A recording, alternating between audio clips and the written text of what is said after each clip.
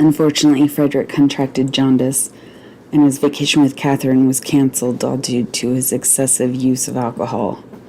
He's lucky he wasn't charged and court-martialed, but ever the stoic, he doesn't seem to care what happens to him or her, knowing he will soon be sent back to the front line of fighting. My name is Trisha Slapizio. I'm your host for Tea and Bedtime Stories. In this episode, we'll continue reading Ernest Hemingway's novel, A Farewell to Arms. Last time we finished chapter 22 of book 2, and now I'll continue the story with chapter 23. After the reading, I'll follow up with a few quick facts and my impressions, so let's begin with chapter 23. The night I was to return to the front, I sent the porter down to hold a seat for me on the train when it came from Torino. The train was to leave at midnight. It was made up at Torino and reached Milano about 10:30 at night and lay in the station until time to leave. You had to be there when it came in to get a seat. The porter took a friend with him, a machine gunner on leave who worked in a tailor shop, and was sure that between them they could hold a place. I gave them money for the platform tickets and had them take my baggage. There was a big rucksack with 2 musettes. I said goodbye at the hospital about 5 o'clock and went out. The porter had my baggage in his lodge, and I told him I would be at the station a little before midnight. His wife called me Signorino and cried. She wiped her eyes and shook her hands and then cried again. I patted her on the back and she cried once more. She had done my mending and was very short, dumpy, happy-faced woman with white hair. When she cried, her whole face went to pieces. I went down to the corner where there was a big wine shop and waited inside looking out the window. It was dark outside and cold and misty. I paid for my coffee and grappa and I watched the people going by in the light from the window. I saw Catherine and knocked on the window. She saw me and smiled, and I went out to meet her. She was wearing a dark blue cape and a soft felt hat. We walked along together, along the sidewalk past the wine shops, then across the market square and up the street and through the archway to the cathedral square. There were streetcar tracks, and beyond them was the cathedral. It was white and wet in the mist. We crossed the tram tracks. On our left were the shops, their windows lighted, and the entrance to the Galleria. There was a fog in the square, and when we came close to the front of the cathedral, it was very big and the stone was wet. Would you like to go in? No, Catherine said. We walked along. There was a soldier standing with his grill in the shadow of one of the stone buttresses ahead of us, and we passed them. They were standing tight up against the stone, and he had put his cape around her. They're like us, I said. Nobody's like us, Catherine said. She did not mean it happily. I wish they had some place to go. It mightn't do them any good. I don't know, everybody ought to have some place to go. They have the cathedral, Catherine said. We were past it now. We crossed the far end of the square and looked back at the hospital. It was fine in the mist. We were standing in front of the leather goods shop. There were riding boots, a rucksack, and ski boots in the window. Each article was set apart as an exhibit. The rucksack in the center, the riding boots on one side, and the ski boots on the other. The leather was dark and oiled smooth as a used saddle. The electric light made highlights on the dull oiled leather. We'll ski sometime. In 2 months there'll be skiing at Murin, Catherine said. Let's go there. All right, she said. We went on past other windows and turned down a side street. I've never been this way. This is the way I go to the hospital, I said. It was a narrow street and we kept on the right-hand side. There were many people passing in the fog. There were shops and all the windows were lighted. We looked in a window at a pile of cheeses. I stopped in front of an armor shop. Come in a minute, I have to buy a gun. What sort of gun? A pistol. We went in and I unbuttoned my belt and laid it with the empty holster on the counter. 2 women were behind the counter. The women brought out several pistols. It must fit in this, I said, opening the holster. It was a gray leather holster, and I had bought it secondhand to wear in the town. Have they good pistols? Catherine asked. They're all about the same. Can I try this one? I asked the woman. I have no place to shoot, she said, but it is very good. You will not make a mistake with it. I snapped it and pulled back the action. The spring was rather strong, but it worked smoothly. I sighted it and snapped it again. It is used, the woman said. It belonged to an officer who was an excellent shot. Did you sell it to him? Yes. How did you get it back? From his orderly. Maybe you have mine, I said. How much is this? 50 lire. It is very cheap. All right, I want 2 extra clips and a box of cartridges. She brought them from under the counter. Have you any need for a sword? She asked. I have some used swords very cheap. I'm going to the front, I said. Oh yes, then you won't need a sword, she said. I paid for the cartridges and the pistol, filled the magazine and put it in place, put the pistol in my empty holster, filled the extra clips with cartridges and put them in the leather slots on the holster and then buckled on my belt. The pistol felt very heavy on the belt. Still, I thought it was better to have a regulation pistol. You could always get shells. Now we're fully armed, I said. That was the one thing I had to remember to do if someone got my other one going to the hospital.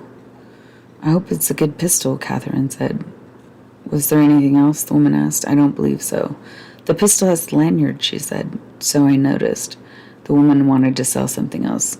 You don't need a whistle? I don't believe so. The woman said goodbye and we went out onto the sidewalk. Catherine looked in the window. The woman looked out and bowed to us. What are those little mirrors set in wood for? They're for attracting birds. They twirl them out in the field and larks see them and come out and the Italians shoot them. They're an ingenious people, Catherine said. You don't shoot larks, do you, darling, in America? Not especially. We crossed the street and started to walk up the other side. I feel better now, Catherine said. I felt terrible when we started. We always feel good when we're together. We always will be together. Yes, except that I'm going away at midnight. Don't think about it, darling. We walked on up the street. The fog made the lights yellow. Are you tired? Catherine asked. Aren't you tired? How about you? I'm all right. It's fun to walk. But let's not do it so long. No. We turned down a side street where there were no lights and walked in the street. I stopped and kissed Catherine. While I kissed her, I felt her hand on my shoulder. She had pulled my cape around her so it covered both of us. We were standing in the street against a high wall. Let's go someplace, I said. Good, said Catherine. We walked along the street until it came out onto a wider street that was beside a canal. On the other side was a brick wall and buildings. Ahead down the street, I saw a streetcar cross a bridge. We can get a cab up at the bridge, I said. We stood on the bridge in the fog waiting for a carriage. Several streetcars passed, full of people going home. Then a carriage came along, but there was someone in it. The fog was turning to rain. We could walk or take the tram, Catherine said. One won't be long, I said. There, go by here. Here one comes, she said. The driver stopped his horse and lowered the metal sign on his meter. The top of the carriage was up, and there were drops of water on the driver's coat. His varnished hat was shining in the wet. We sat back in the seat together, and the top of the carriage made it dark. Where did you tell him to go? To the station. There's a hotel across from the station where we can go. We can go the way we are? Without luggage? Yes, I said. It was a long ride to the station up side streets in the rain. Won't we have dinner? Catherine asked. I'm afraid I'll be hungry. We'll have it in our room. I haven't anything to wear. I haven't even a nightgown. We'll go get one, I said, and called to the driver. Go to the Via Monsioni, and up that. He nodded and turned off to the left at the next corner. On the big street, Catherine watched for a shop. Here's a place, she said. I stopped the driver, and Catherine got out, walked across the sidewalk, and went inside. I sat back in the carriage and waited for her. It was raining, and I could smell the wet street and the horses steaming in the rain. She came back with a package and got in, and we drove on. I was very extravagant, darling, she said, but it's a fine nightgown. At the hotel, I asked Catherine to wait in the carriage while I went in and spoke to the manager. There were plenty of rooms. Then I went out to the carriage, paid the driver, and Catherine and I walked in together. The small boy in buttons carried the package. The manager bowed us toward the elevator. There was much red plush and brass. The manager went up into the elevator with us. Monsieur and Madame wish dinner in their room? Yes. Will you have the menu brought up? I said. You wish something special for dinner? Some game or a soufflé? The elevator passed 3 floors with a click each time, then clicked and stopped. What if you use game? I could get a pheasant or a woodcock. A woodcock, I said. We walked down the corridor. The carpet was worn. There were many doors. The manager stopped and unlocked a door and opened it. Here you are. A lovely room. The small boy in buttons put the package on the table in the center of the room. The manager opened the curtains. It is foggy outside, he said. The room was furnished in red plush. There were many mirrors, 2 chairs, and a large bed with a satin coverlet. A door led to the bathroom. I will send up the menu, the manager said. He bowed and went out. I went to the window and looked out, and then pulled a cord that shut the thick plush curtains. Catherine was sitting on the bed, looking at the cut glass chandelier. She had taken her hat off, and her hair shone under the light. She saw herself in one of the mirrors and put her hands to her hair. I saw her in the 3 other mirrors. She did not look happy. She let her cape fall on the bed. What's the matter, darling? I never felt like a whore before, she said. I went over to the window and pulled the curtain aside and looked out. I had not thought it would be like this. You're not a whore. I know it, darling, but it isn't nice to feel like one. Her voice was dry and flat. This was the best hotel we could get in, I said. I looked out the window, across the square where the lights of the station. There were carriages going by on the street, and I saw the trees in the park. The lights from the hotel shone on the wet pavement. Oh, hell, I thought, do we have to argue now? Come over here, please, Catherine said. The flatness was gone out of her voice. Come over, please. I'm a good girl again. I looked over at the bed. She was smiling. I went over and sat on the bed beside her and kissed her. You're my good girl. I'm certainly yours, she said. After we had eaten, we felt fine, and then after, we felt very happy. And in a little time, the room felt like our own home. My room at the hospital had been our own home. And this room was our home, too, in the same way. Catherine wore my tunic over her shoulders while we ate. We were very hungry, and the meal was good, and we drank a bottle of Capri and a bottle of San Estefe. I drank most of it, but Catherine drank some of it, and it made her feel splendid. For dinner, we had a woodcock with soufflé potatoes and purée de marron, a salad, and zabione for dessert. It's a fine room, Catherine said. It's a lovely room. We should have stayed here all the time. We've been in Milano. It's a funny room, but it's nice. Vice is a wonderful thing, she said. The people who go in for it seem to have good taste about it. The red plush is very fine. It's just the thing. And the mirrors are very attractive. You're a lovely girl. I don't know how a room like this would be for waking up in the morning, but it's really a splendid room. I poured another glass of San Estefe. I wish we could do something really sinful, Catherine said.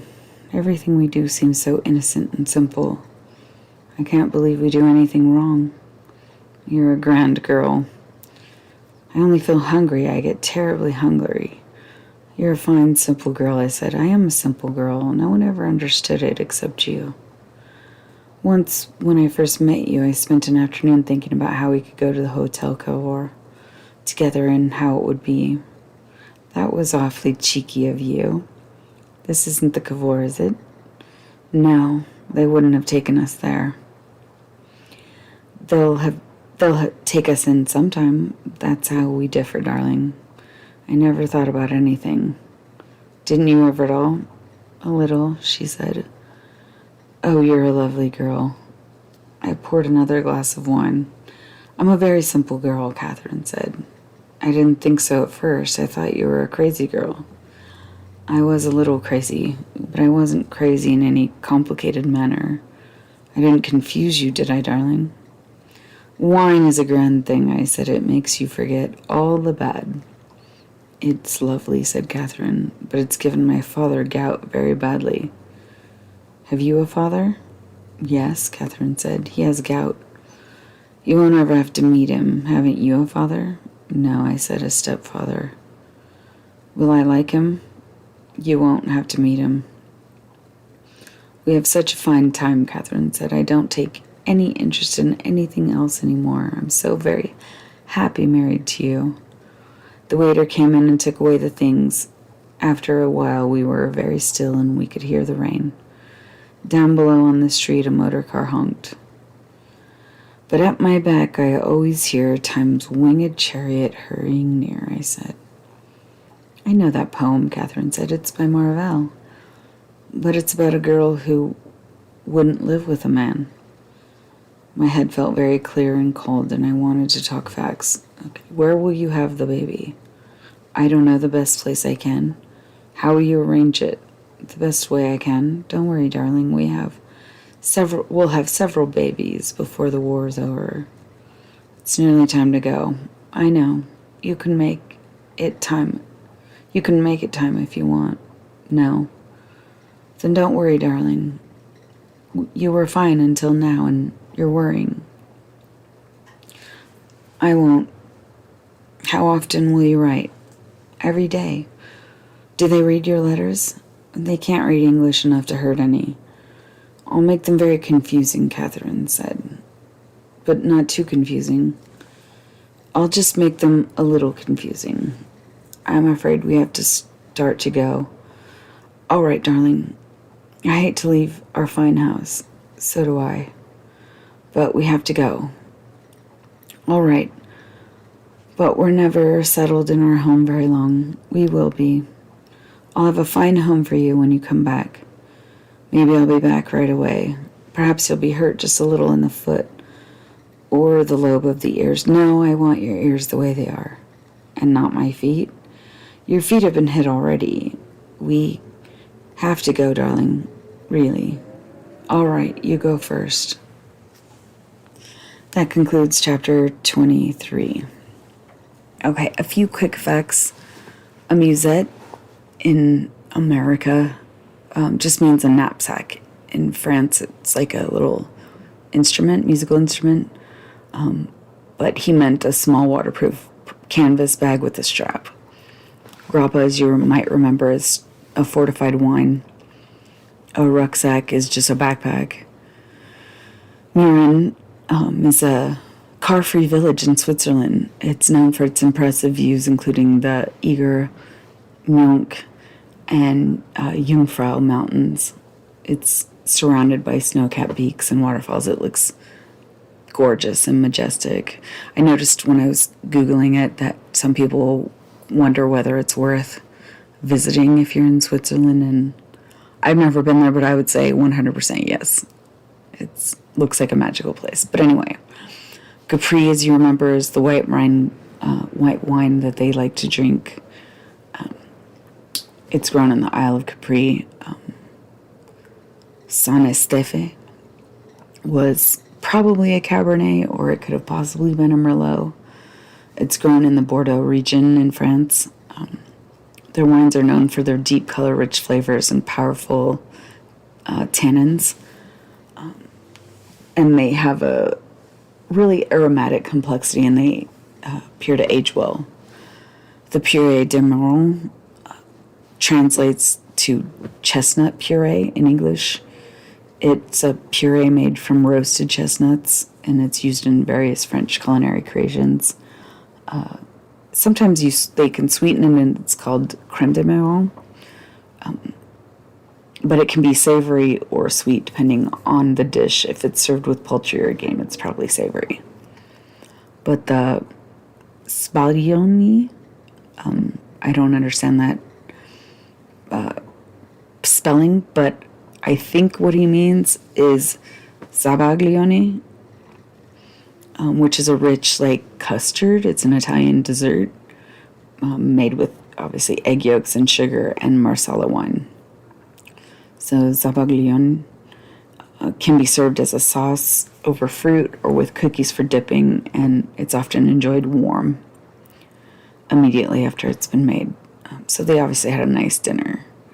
When he refers to the poem by Marvell, it's called To His Coy Mistress, and Marvell was a British politician, interestingly, and that poem was considered his best work.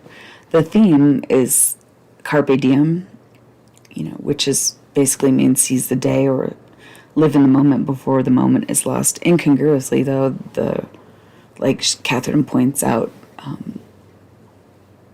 it's about a woman who is sexually unavailable and a man who is attempting to convince her to reconsider.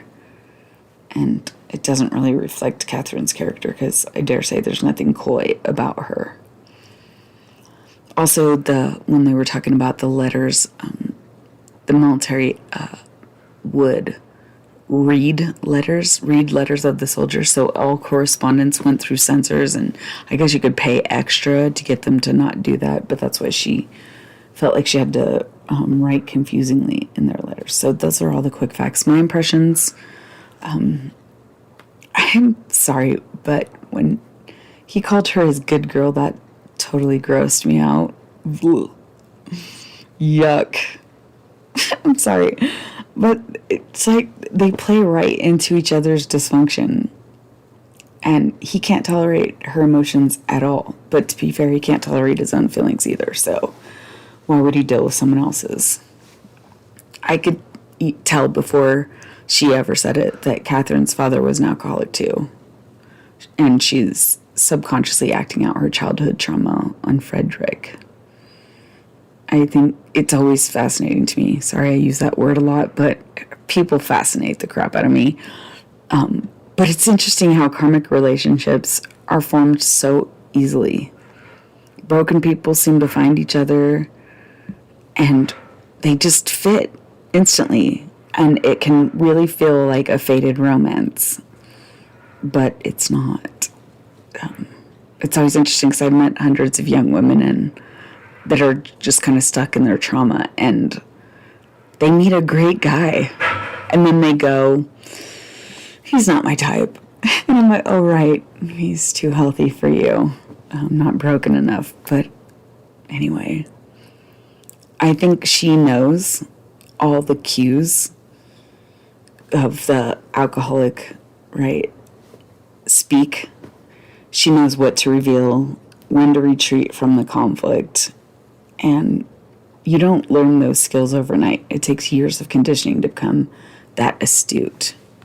I also think it's interesting that they went to a really nice hotel and he went all out for her. And yet she still feels like a prostitute. And I believe it's because casual sex, especially patriarchal casual sex, is grossly unsatisfying sex. And I think if women were honest with themselves, they would admit that it's always repugnant on some level. It is what we settle for, not what we really want. And again, it's kind of a way of betraying ourselves in order to please someone else. It's like we trade the best for whatever we can get in the moment. It's really sad when you have a short-term orientation like that. But I believe she, like many other women in her position, compensates for that gross feeling by spending his money indiscriminately. And, right, she bought the expensive nightgown. She wants him to take her to all the nice places and do all the nice things. And in that way, she turns herself into a prostitute. But she can rationalize it more easily by not selling herself on the cheap. And when they discuss family and declare that they will never meet, it says a lot about the seriousness of their relationship. They have no desire to integrate their lives in any substantive way. They're just playing house, like children do when they don't know any better. But that's all I have for chapter 23. Book 2 will finish Book 2 with chapter 24 of A Farewell to Arms by Ernest Hemingway next time. So please join me for more teen bedtime stories. I look forward to talking to you again soon. Thanks for listening.